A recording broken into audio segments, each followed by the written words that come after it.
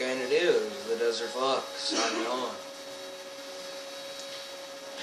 But before the video starts, I'd like to say, please, like, subscribe, hit that notification bell, leave a comment.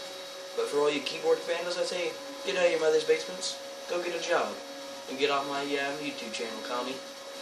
So, I was scouring the internet for interesting material to make a video out of. So, what I decided to do was, well, I decided that we would cover something world-changing, but you would never think it would be world-changing. This was the soft drink that changed the world, and this is Pepsi. You might be wondering, Pepsi is just a soda, how could it change the world in any significant way? So I'd like to talk about this. So, our story begins in 1959. In 1959, well, Stalin was dead. Khrushchev filled that power vacuum, made the USSR from a gulag, cold-ridden hellhole, into a beautiful, flourishing USSR. So, in 1959, there was a conference, almost like a show and tell for other countries. These capitalist countries would come to the USSR and present technology, standards of living, statistics to the USSR and show them the wonders of international trade. So Khrushchev was eager. The first company to buy themselves into this conference was Pepsi. Pepsi did not think they would do well. However, they did. The owner of Pepsi was there in the USSR, but he had a great idea. He would wait right where Khrushchev was. Now, the president at that time, Kennedy, was not there. However, the vice president, Nixon, was.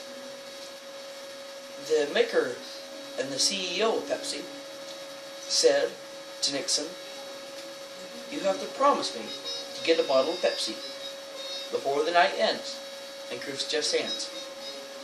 And so Nixon did. Now, after a fierce, rude debate, Nixon almost forgot. However, the CEO of Pepsi decided to barge in, stop the argument, and prevent what was going to be World War III. We have one world-changing instant, because they were about ready to push each other. Now, if you don't know, obviously, if a president or another president push each other, they'll quickly be both killed by either the CIA or the KGB. So, that's what would most likely happen. So, when he stepped in, he probably changed the course of history from a nuclear hellhole to, well, today. So, when he said to Khrushchev, he said, "Would you like to try a bottle of Pepsi?" Khrushchev said, "Sure." He drank a little bit of it. The only way to describe Khrushchev's face was in love and adoring Pepsi. Nixon took a taste of it and said, "It's not better than Coke."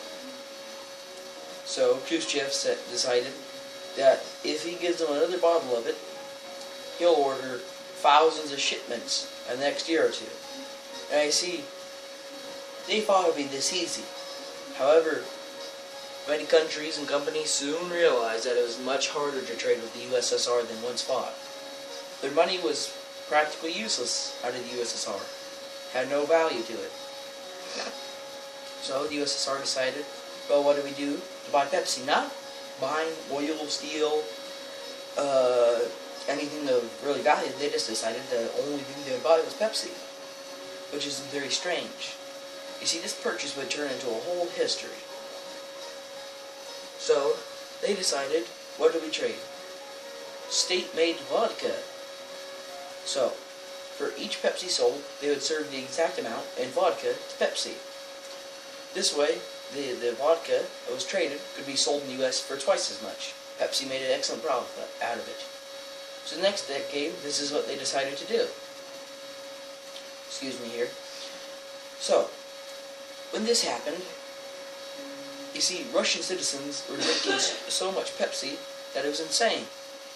the Pepsi company was very happy. However, sales started to drop in vodka. Russians could drink gallons and gallons and gallons of Pepsi, but Americans only can drink so much vodka. Plus, it was seen as vulgar at the time to drink vodka because, well, America was very anti-communist, anti-USSR. So drinking vodka from the USSR was considered slightly offensive to the next door neighbors. So they had to negotiate another deal. The CEO of Pepsi announced in the 1980s that they would be a new deal. This new deal would be very strange. I'll pull up the chart for you.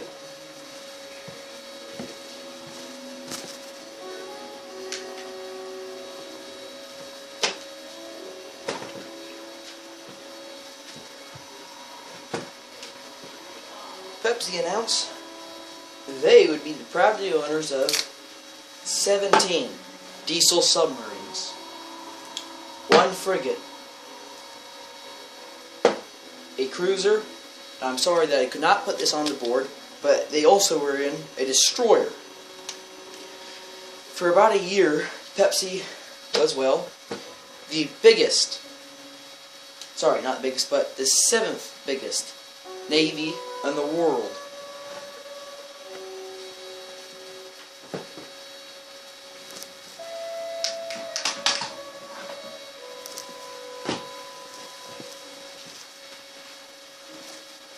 Now you might think that's pretty weird, Pepsi becoming the 7th largest navy in the world overnight. So what they did with all the parts is they sold them all off, scrapped it, and that's the end of that. So then Pepsi said, but it's not enough. Reportedly, there was almost 1 billion cases sold of Pepsi a year in Russia. So Russia was scrambling to pay out Pepsi.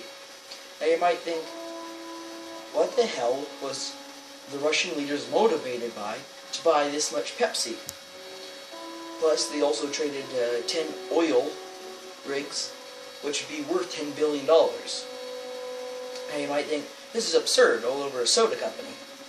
Now it's not just the great, wonderful taste of Pepsi, no. Something much more tedious. Now, I have to put a couple disclaimers. Now many people said this was conspiracy theory, but now it's getting more legal and more practical to do this. But back then it was considered absurd. Now, you may have heard claims of using fetal stem cells, and food products. Now, let's go over stem cells real quick. So, stem cells. They're cells what are blank. They have nothing in them. No knowledge, no DNA.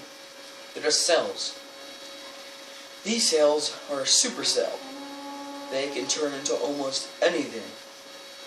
So, if I have a ripped arm right here, and if it's torn, well, I can heal, but then I can go to the doctor's office because it's permanently scar tissue, and my cells are never going to be able to heal that. So I use stem cells. Stem cells are going to heal that recordly fast, within maybe a week, 5 days, which is quite interesting if you think about it. So, stem cells are usually in either baby fetuses, baby cows, in the wombs, and we have almost no stem cells when we're adults. So, there's many ways of extracting, but the most commonest way is to, well, however you feel on abortion. For me, I'm anti-abortion. I think it's immoral to kill babies, or as most people say, fetuses, what would become babies. In my mind, that's not morally justified. So what they do is they grind up these children, run through a dilute acid, and this acid will burn away most of the flesh and materials and leave the stem cells. The scientists will collect the stem cells and put them in production for whatever. Now Pepsi and many companies have, well, admitted to buying stem cells and putting them in their products. So and it's not illegal, it's very common. Such as the Wow Food Company has been using stem cells to grow but simulated wheat on their burgers. And it's very interesting because of that. So Pepsi decided, well, they'd run experiments sometime in the early 1950s. The experiments concluded that humans love the taste of stem cells in their mouths, because the stem cells would activate a nerve right under the tongue and here by the cheek. This would activate unbelievable, well, dopamine. Your mind would be flooded with dopamine, more though than almost anything. So basically, when you drink a Pepsi, you're getting not just the feeling of, oh, that tastes so good, but you're actually getting twice the amount of what cocaine feels like to take. So this means this high of dopamine rush would be, well, pretty insane.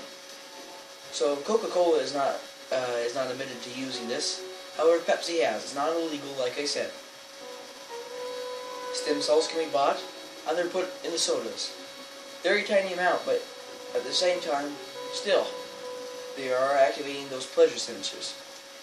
So the theory behind why Khrushchev bought so many and then later, Gorbachev, is because they both love Pepsi. But here's the thing, they thought there was putting extra amounts of stem cells in their Pepsis. These stem cells would twice as much activate the dopamine sensors in a normal Pepsi. So this would make them go insane. Far more than cocaine or anything, because this was not just a drug or a chemical. This went right down to our genes. And that's why they bought so much Pepsi. Now, you can get on with the Pepsi story later. But I'm more interested in the biology of all this. Now, you might call me a conspiracy theorist. Nope. I say I'm a conspiracy analyst. Now, you see, you might call me crazy, but look it up. It's not illegal. Wow Foods does it. Nestle does it. Many companies do it. And it's justified and legal in the eyes of the law. So, however, it's your choice to drink Pepsi or not. Personally, I've never drank Pepsi, and personally, I've just taken a sip of it, and I don't like it that much. But, anyway, Pepsi has those fetal stem cells. Look it up. So, I hope you enjoyed the video, and it is the Desert Fox, signing off.